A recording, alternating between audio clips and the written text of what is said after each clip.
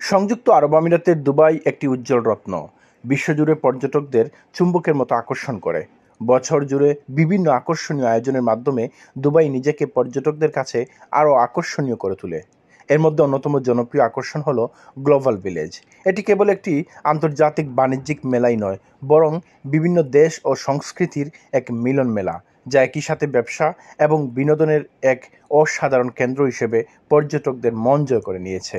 ২৯তম আসরের সমাপ্ত হয়েছে। আগামী আসরে বাংলাদেশের সরাসরি অংশগ্রহণ চান প্রবাসীরা।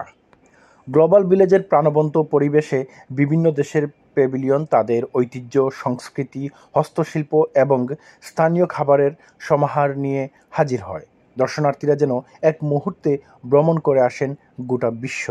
কেনাকাটার পাশাপাশি বিভিন্ন সাংস্কৃতিক অনুষ্ঠান, লোকনৃত্য ও মুখরোচক খাবারের স্বাদ গ্লোবাল ভিলেজকে পর্যটকদের কাছে এক অবিস্মরণীয় অভিজ্ঞতা এনে দেয়।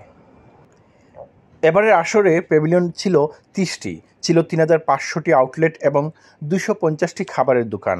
ছোট বড় সবার জন্য ২০০টিরও বেশি গেমস বা রাইডও ছিল। এতে ৩ বছরের কম বয়সী শিশু, ৬৫ বছরের প্রবীণ ও বিশেষ চাহিদা সম্পন্ন ব্যক্তিদের জন্য প্রবেশ মূল্য বিনামূল্যে রাখা হয়েছিল। গ্লোবাল ভিলেজে প্রবেশ মূল্য ২৫ দিরহাম ছিল, তবে সপ্তাহের সরকারি ছুটির দিন টিকিট মূল্য নির্ধারণ ছিল ৩০ দিরহাম। দীর্ঘ ৭ মাস ব্যাপী চলমান এই ফেস্টিভ্যালে শ্রীলঙ্কার সঙ্গে ছিল ছোট্ট করে বাংলাদেশ। যদিও বাংলাদেশের এই প্যাভিলিয়নে বাংলাদেশি ব্যবসায়ীদের কোনো সম্পৃক্ততাই ছিল না। ২০১২ সালের আগে ফেস্টিভ্যালে বিনামূল্যে অংশগ্রহণ করার সুযোগ ছিল।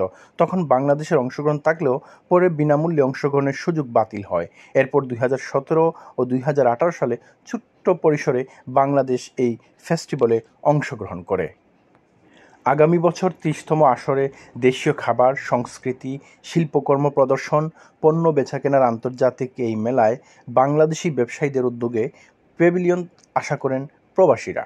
প্যাভিলিয়ন থাকলে বাংলাদেশের পণ্য সামগ্রী বহির্বিশ্বে পরিচিতি লাভ করবে এবং বাংলাদেশের বাণিজ্যিক প্রসার ঘটবে, এমনটাই মনে করছেন এখানকার প্রবাসীরা।